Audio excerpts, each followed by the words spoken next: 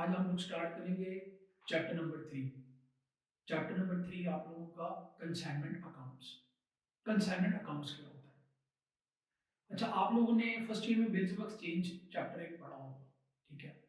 अगर तो आप लोगों ने वो चैप्टर बहुत अच्छे तरीके से पढ़ा तो ये चैप्टर आप लोगों के लिए बहुत ईजी है, ठीक है?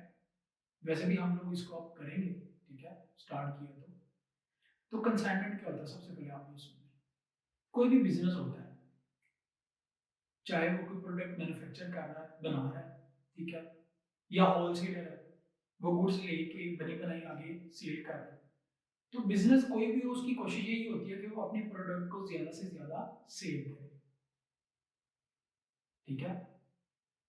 सेल करे विद इन द कंट्री और आउटसाइड द कंट्री, ठीक है? तो अपनी सेल को इंक्रीज करने के लिए आप लोगों ने ये देखा होगा कि जो बिजनेसेस होते हैं वो अपनी ब्रांचेस ओपन करते हैं, ठीक है? विद इन द कंट्री, शहर के मुख्तलिफ हिस्सों में, ठीक है, मुख्तलिफ डिफरेंट सिटीज में अपनी ब्रांचेस ओपन की जाती हैं ताकि सेल्स इंक्रीज हो, ठीक है? फिर बाहर के मुल्क भी जो ब्रांचेस ओपन की जाती हैं, ठीक है? अब ब्रांचेस ओपन करना ये एक एक्सपेंसिव मेथड है, ठीक है? जब आप ब्रांच ओपन करेंगे तो उसके लिए आपको एक स्टाफ भी हायर करना पड़ता है, ठीक है? एम्प्लॉयज हायर करने पड़ते हैं, उनको पेमेंट करनी पड़ती है, तो ये एक एक्सपेंसिव मेथड है, ठीक है? दूसरा नॉन एक्सपेंसिव मेथड ये है कि आप एक एजेंट को हायर कर लेते हैं, ठीक है, विद इन द कंट्री और आउटसाइड द कंट्री। वो एजेंट क्या करता है, आप अपनी प्रोडक्ट उसको भेजते हैं, ठीक है, इनसाइड द कंट्री, ठीक है, विद इन द कंट्री या आउटसाइड द कंट्री। तो वो एजेंट क्या करता है, आपके बिहाफ पे प्रोडक्ट को सेल करता है, ठीक है, और अपनी कमीशन लेता है। तो ये सबसे जो है ना वो आसान तरीका, और इसमें इतना एक्सपेंस नहीं होता। एक्सपेंस आपका सिर्फ क्या होता है, जो आपने कमीशन पे करनी होती है, ठीक है? जितनी सेल होती है, ठीक है, उस सेल पे एक परसेंटेज डिसाइड होती है, उस पर कमीशन पे किया जाता है एजेंट को, ठीक है, चाहे वो मुल्क से बाहर हो या मुल्क के अंदर हो, ठीक है? अब कंसाइनमेंट क्या होता है, जो आप अपनी प्रोडक्ट, ठीक है, जो भी माल आप तैयार करते हैं, ठीक है, सेल करते हैं, वो आप किसको भेजते हैं? अपने एजेंट को, ठीक है? तो वो क्या कहलाएगा? कंसाइनमेंट, ठीक है? अब आप कंसाइनमेंट किसको भेजेंगे? अपने एजेंट को, ठीक है? अब आप कंसाइनमेंट भेज रहे हैं तो आप क्या कहलाएंगे? कंसाइनर, ठीक है? और जिस बंदे को, अपने एजेंट को आप माल भेज रहे हैं, गुड्स भेज रहे हैं सेल करने के लिए, वो क्या कहलाएगा? आपका कंसाइनर, ठीक है? कंसाइनर और कंसाइनी का आपको पता चल गया कि कंसाइनर कौन है। आप अपनी प्रोडक्ट भेजेंगे, ठीक है, जो प्रोडक्ट आप भेजेंगे वो क्या कहलाएगा? कंसाइनमेंट, ठीक है? और आप प्रोडक्ट भेज रहे हैं अपनी, ठीक है, सेल करने के लिए, तो आप कंसाइनर है। जिसको भेज रहे हैं वो कौन है? आपका एजेंट कंसाइनी, ठीक है? कंसाइनी बायर नहीं होता, ठीक है, वो आपकी प्रोडक्ट सेल नहीं कर रहा, बाय नहीं कर रहा होता, वो आपकी प्रोडक्ट आपसे लेके आगे सेल करेगा, ठीक है? तो कंसाइनर और कंसाइनी का जो रिलेशनशिप होता है वो होता है प्रिंसिपल एजेंट का। कंसाइनर जो होता है वो प्रिंसिपल होता है, कंसाइनी जो होता है वो एजेंट होता है, एजेंट के तौर पे काम कर रहा होता है, ठीक हो गया? अब होता क्या है कि जब कंसाइनर अपना माल भेज देता है, कंसाइनी प्रोडक्ट को सेल करता है, तो कुछ वक्फे के बाद, कुछ अर्सा गुजरने के बाद, कंसाइनी जो है अकाउंट सेल जो होती है ना, वो रिपोर्ट तैयार करता है, ठीक है? उसमें वो मेंशन करता है कि इतनी प्रोडक्ट या इतना माल सेल हो चुका, ठीक है, उस पर इतने एक्सपेंसेस आए, ठीक है, और अपना कमीशन उसमें ऐड करके बैलेंस जो है ना वो शो कर देता है कि इतना बैलेंस मैंने आपको पे करना, ठीक है? वो अकाउंट सेल आपको बताया जाएगा प्रॉब्लम, ठीक हो गया? अब आपने एक बात और याद रखनी है कि कंसाइनमेंट के जो एक्सपेंसेस होंगे, ठीक है, वो कंसाइनी बियर नहीं करेगा, ठीक है? कंसाइनी सिर्फ वो एक्सपेंस बियर करेगा जो उसके पर्सनल एक्सपेंस होंगे या उसकी नेग्लिजेंस की वजह से होंगे। वो एक्सपेंस कौन बियर करेगा? कंसाइनी। इसके अलावा जितने भी एक्सपेंस है कंसाइनमेंट के, वो कौन बियर करेगा? कंसाइनर, ठीक हो गया?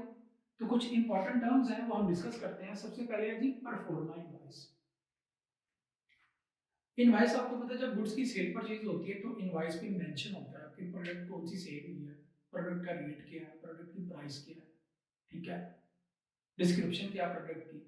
तो ये परफॉर्मा इनवॉइस भी जो है, अब चूंकि आप गुड सेल नहीं कर रहे होते, लेकिन आप डिटेल लिख के भेजते हैं एक डॉक्यूमेंट में ना कि मैं ये प्रोडक्ट भेज रहा हूँ, तो वो परफॉर्मा इनवॉइस कहलाती है, इसमें आप जो भी गुड्स भेजते हैं उसकी डिटेल मेंशन होती है। ठीक हो गया। उसके बाद है कि डल क्रेडिट कमीशन। डल क्रेडिट का मतलब है एक्स्ट्रा, एक्स्ट्रा कमीशन। समटाइम्स ऐसा होता है कि कंसाइनर जो है वो आपको प्रॉब्लम में बताएगा इलस्ट्रेशन में कि आपने कमीशन के अलावा डल क्रेडिट कमीशन पे की है, ये भी कमीशन ही है, ठीक है। लेकिन फर्क क्या है कि जब आप डल क्रेडिट कमीशन पे कर लेते हैं कंसाइनी को, तो जो बिजनेस के बैड डेट्स होते हैं, जिन कस्टमर से हमें पैसा नहीं मिलना होता, वो कौन बियर करता है? कंसाइनी बियर करता है, ठीक है। लेकिन अगर आपने डल क्रेडिट कमीशन नहीं दी और किसी पार्टी से पैसे नहीं आए, बैड डेट्स हो गए, तो फिर बैड डेट्स कौन बियर करेगा? कंसाइनर, ठीक है। अगर आपने डल क्रेडिट कमीशन दिया है तो बैड डेट्स कौन बियर करेगा? कंसाइनर, ठीक है। लेकिन अब समटाइम्स ऐसा भी होता है कि जो अमाउंट है बैड डेट्स की वो बहुत ज्यादा हो जाती है, ठीक है। आपने इतनी ज्यादा कमीशन तो उसको पे नहीं की जितने ज्यादा बैड डेट्स हो गए, तो वो भी आपको बताएगा प्रॉब्लम में, तो वो फिर कौन बियर करेगा? उस सूरत में कंसाइनर ही बियर करेगा, ठीक हो गया। उसके बाद है एक्सपेंसेस बोर्न बाय कंसाइनर, ठीक है। कंसाइनी वो एक्सपेंस बर्दाश्त करेगा जो कंसाइनी की नेग्लिजेंस की वजह से होंगे। अदरवाइज सारे जो एक्सपेंसेस हैं बिजनेस के वो किसके हैं? कंसाइनर के हैं। कंसाइनी जो भी एक्सपेंस पे करेगा बिजनेस के, ठीक है। जाहिर है जब कंसाइनी के पास गुड्स आएंगी, कंसाइनी उसको स्टॉक करने के लिए गोडाउन में रखेगा, गोदाम में रखेगा, रेंट पे करेगा, ठीक है। तो बिजनेस के जितने भी एक्सपेंस होंगे वो कौन बियर करेगा? कंसाइनर, ठीक है। लेकिन कंसाइनी वो एक्सपेंस बियर करेगा जो कंसाइनी की नेग्लिजेंस की वजह से होंगे, ठीक हो गया, या कंसाइनी के पर्सनल एक्सपेंस होंगे, ठीक हो गया। उसके बाद है डिस्काउंट ऑन बिल्स रिसीवेबल। अच्छा, अब ये पॉइंट तो है, थ्योरी में है, ठीक है। लेकिन ये प्रॉब्लम में एक सिर्फ जो है ना एक प्रॉब्लम होगा जिसमें बिल डिस्काउंट करवाएगा, तो ये इतना कॉम्प्लिकेटेड नहीं है, इसको जस्ट आप इंफॉर्मेशन के लिए रीड कर लें कि डिस्काउंट अगर तो कहा गया कि कंसाइनमेंट को चार्ज करें तो फिर आप कंसाइनमेंट अकाउंट में जो है वो उसको डेबिट करेंगे। लेकिन अगर ये कहा गया कि ये फाइनेंशियल चार्जेस हैं तो फिर आप इसको प्रॉफिट एंड लॉस अकाउंट में डेबिट करेंगे, ठीक है। उसके बाद है goods invoiced at a price above cost. अब ऐसा होता है समटाइम्स कि कंसाइनर जो होता है गुड्स को बेचता है, तो गुड्स की जो कॉस्ट है उसमें जो है ना वो सेल प्राइस भी इंक्लूड कर देता है। इसका मतलब ये है कि गुड्स की कॉस्ट है 10,000, तो गुड्स को सेल करना है 12,000 पे, ऑब्वियसली कॉस्ट से ज्यादा पे ही सेल किया जाता है ना। प्रोडक्ट की अगर जो कॉस्ट है वो अगर 12,000 है या 10,000 है तो उसको उससे ज्यादा भी सेल किया जाता है। तो सेल प्राइस क्या होती है? कॉस्ट प्लस प्रॉफिट, ठीक है। अब अगर तो कंसाइनर कॉस्ट में सेल प्राइस इंक्लूड करके भेज देगा तो फिर उसको ना पहले एडजस्ट किया जाएगा, कॉस्ट पे निकाला जाएगा उसको, फिर उसको सेल किया जाएगा। तो ऐसा वैसे कोई प्रॉब्लम या इलस्ट्रेशन नहीं है, ये जो है ना वो ऑब्जेक्टिव के लिए मैं आप लोगों को बताऊंगा, ठीक है। ये इसका मतलब था goods invoiced at a price of cost, कि आप गुड्स को, ठीक है, सेल प्राइस पे भेज देते हो कॉस्ट से ज्यादा पे, ठीक है। 10,000 अगर उसकी कॉस्ट है तो आप इनवाइस कितने की भेजते हो उसको? 12,000 की, जितने में उसने गुड्स ने सेल होना होता है। तो इसको एडजस्ट करना होता है अगर जो है ना वो कॉस्ट से ज्यादा की अगर आप जो है वो गुड्स भेज दी उसको, ठीक है। उसके बाद है जी abnormal loss of stock. Abnormal loss of stock क्या होता है? अगर आपकी गुड्स चोरी हो जाती है, ठीक है, डिस्ट्रॉय हो जाती है, ठीक है, लॉस बाय फायर, ठीक है, लॉस बाय थेफ्ट, ये एबनॉर्मल लॉस है, ठीक है। तो इसको हम कैलकुलेट करते हैं, ठीक है, जब बताया जाता है प्रॉब्लम में, ठीक है। तो फिर उसको जो हम एडजस्ट करें, ये भी जब हम प्रैक्टिकल करेंगे तो आप लोगों को बताएंगे। Normal loss of stock, normal loss क्या है कि आप समटाइम्स ऐसा होता है कि कुछ गुड्स जो होती हैं उनकी नेचर ऐसी होती है कि वो ले जाते हुए डैमेज हो जाती है, ठीक है, या लोडिंग अनलोडिंग करते वक्त कुछ जो है वो ज़ाया हो जाती है, ठीक है। तो ये लीकेज की वजह से ज़ाया हो जाती है, ठीक है, गुड्स की नेचर पर डिपेंड करता है। तो ये नॉर्मल लॉस ऑफ स्टॉक है, ठीक हो गया। इसको भी हम जो है वो मतलब जब कैलकुलेट करेंगे तो इसकी वजह से क्लोजिंग स्टॉक की वैल्यू जो है ना वो बढ़ जाती है, कम नहीं होती, ठीक है, इंक्रीज हो जाती है। ये जब हम कैलकुलेट करेंगे तो प्रैक्टिकली तो मैं आप लोगों को बताऊंगा, अभी आप सिर्फ इसको सुन लीजिए। उसके बाद है जी वैल्यूएशन ऑफ क्लोजिंग स्टॉक। अब ऑब्वियसली कंसाइनी सारा स्टॉक तो सेल नहीं करेगा, जब रिपोर्ट भेजेगा कुछ ना कुछ स्टॉक बचा होगा, तो जो स्टॉक बचा होगा हम उसकी वैल्यूएशन करते हैं। तो वैल्यूएशन करने का तरीकाकार क्या है कि कॉस्ट और मार्केट प्राइस जो लेस होगी आपने क्लोजिंग स्टॉक उस पर कैलकुलेट करना है। ठीक हो गया, आपको स्टॉक की कॉस्ट भी पता होगी और उसकी मार्केट वैल्यू भी पता होगी, लेकिन आपने क्लोजिंग स्टॉक को किस पे कैलकुलेट करना है, उसकी कॉस्ट पे। फिर जो पोर्शन होगा एक्सपेंसेस का, ठीक है, स्टॉक क्लोजिंग कैलकुलेट करते होगे तो हम जो एक्सपेंसेस होंगे, जो एक्सपेंसेस खर्च लगे होंगे इस पे स्टॉक के ऊपर, हम उसका जो पोर्शन है एक्सपेंसेस का वो भी हम क्लोजिंग स्टॉक की कैलकुलेशन करते हुए उसमें इंक्लूड करेंगे। ठीक हो गया, तो ये भी हम करेंगे प्रैक्टिकली। उसके बाद आती ओवर राइडिंग कमीशन। समटाइम्स जो होता है, जो कंसाइनर होता है वो कंसाइनी को मतलब बताता है कि हम नई प्रोडक्ट ला रहे हैं, एक टारगेट देता है उसको कि आप इतने टारगेट जो है ना वो सेल करें तो हम आपको जो है वो बोनस या एक्स्ट्रा कमीशन के तौर पे जो है ना वो रिवार्ड के तौर पे आपको कमीशन देंगे।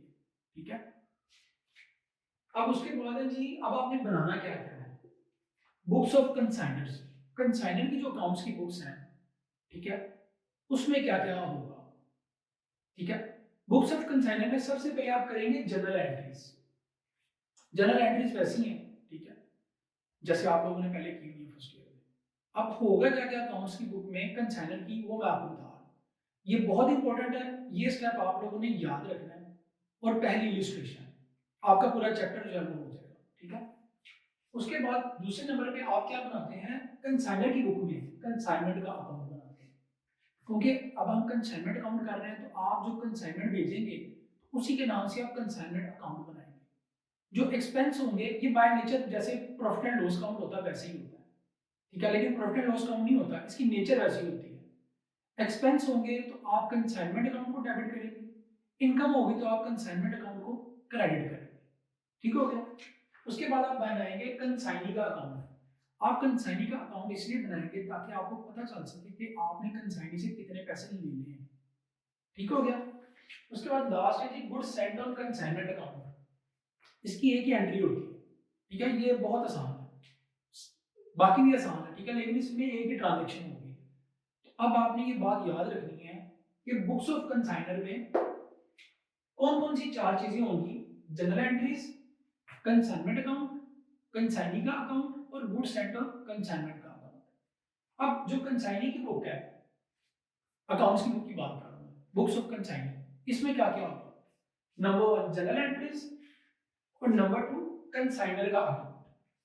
सिर्फ कंसाइनर का अकाउंट क्यों बनाएगा ये, ताकि पता चल सके कि कंसाइनर को कितना पे करना है कंसाइनर।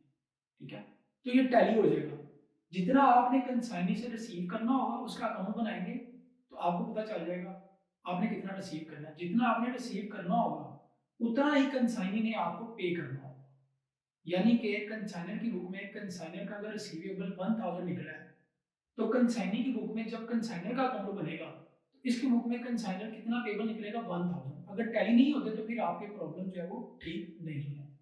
ठीक है, इसको आप लोग नोट कर लें, नोट करना चाहते हैं फिर हम लोग फर्दर जो है वो इसकी एंट्रीज को डिस्कस करेंगे।